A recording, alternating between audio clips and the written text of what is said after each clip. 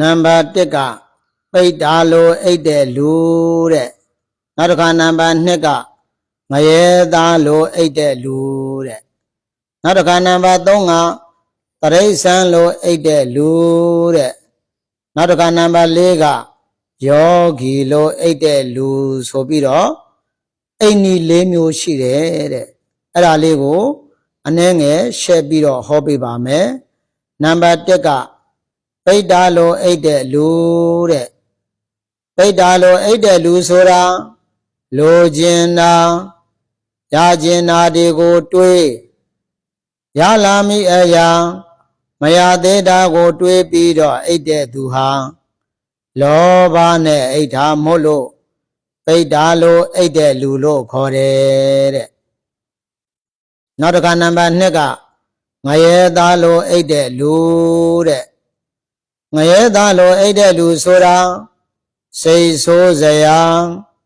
မကျေနပ်စရာအလိုမကျတာတွေကိုတွေးပြီးတော့အိတ်တဲ့သူဟာဒေါသနဲ့အိတ်တာမို့လို့ငရဲသားလို့အိတ်တဲ့လူလို့ခေါ်တယ်တဲ့နောက်တစ်ခါနံပါတ်3ကတရိษံလို့အိတ်တဲ့လူတဲ့တရိษံလို့အိတ်တဲ့လူဆိုတာခေါင်းနဲ့ထိပြီးဆိုတာနဲ့အိတ်ရှာလိုက်တာ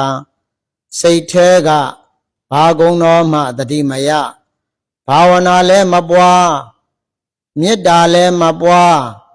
တတိလည်းမထားဘဲနဲ့အိပ်ပျော်တဲ့သူဟာမောဟနဲ့အိတ်ထားမို့လို့တရိษံလို့အိတ်တဲ့လူလို့ခေါ်တယ်တဲ့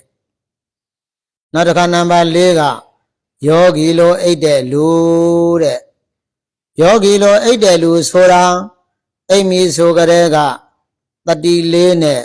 ဂုဏ်တော်တစ်ခုခုကိုပွားတယ်မေတ္တာတစ်ခုခုကိုပွားတယ်ဘာဝနာတစ်ခုခုကိုတတိယပြီးတော့တန်တာပြီးတော့အိတ်တဲ့သူဟာယောဂီလို့အိတ်တဲ့လူလို့ခေါ်တယ်ဒါကြောင့်မလို့အလုံးသောဓမ္မမိတ်ဆွေများအနေနဲ့မိမိတို့အနေနဲ့ပိတ်တာလို့အိတ်တဲ့လူမျိုးတဲမှာလည်းမပါပါစေနဲ့ငရဲသားလို့အိတ်တဲ့လူမျိုးတဲမှာလည်းမပါပါစေနဲ့တရိษံလို့အိတ်တဲ့လူမျိုးတဲမှာလည်းမပါပါစေနဲ့